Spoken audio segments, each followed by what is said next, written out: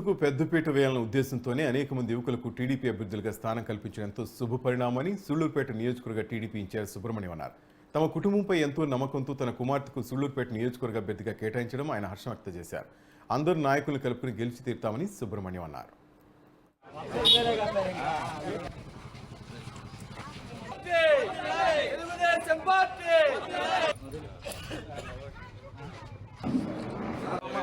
చూడమ్మా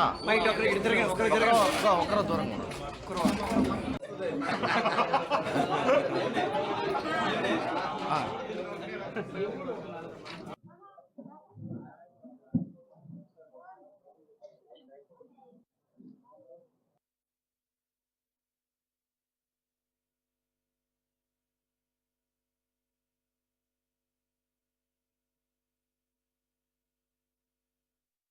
మరి ఈరోజు మా ప్రియతమ నాయకులు తెలుగుదేశం పార్టీ జాతీయ అధ్యక్షులు నారా చంద్రబాబు నాయుడు గారు కుమార్తె డాక్టర్ నెలవల విజయశ్రీ గారికి సూళ్లూరుపేట శాసనసభ అభ్యర్థిగా ఇవ్వడం చాలా సంతోషమైన విషయం.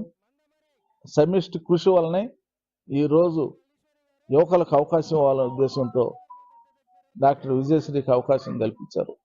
ఈ రాష్ట్రంలో చంద్రబాబు నాయుడు గారిని ముఖ్యమంత్రి చేసుకుంటేనే యువతకు కానీ రాష్ట్రంలో ఉన్న బడుగు బలహీన వర్గాల వారికి కానీ భవిష్యత్తు ఉంటుందనే ఉద్దేశంతో సూళ్లూరుపేట నియోజకవర్గంలోని కార్యకర్తలు అందరూ కూడా సమిష్టిగా గత 4 సంవత్సరాల నుంచి నేను ఇన్ఛార్జిగా ఉన్నప్పటి నుంచి కూడా కష్టపడి పనిచేస్తున్నారు. 2024 ఎన్నికల్లో చంద్రబాబు నాయుడు గారిని ముఖ్యమంత్రి చేయడమే ధ్యేయంగా అందరూ కష్టపడి పనిచేశారు. కాబట్టి ఈరోజు 62,000 పైచిలుకతో ఓడిపోయినా ఈరోజు తెలుగుదేశం అభ్యర్థి గెలవగలడు అనే ధీమా తీసుకొచ్చారు.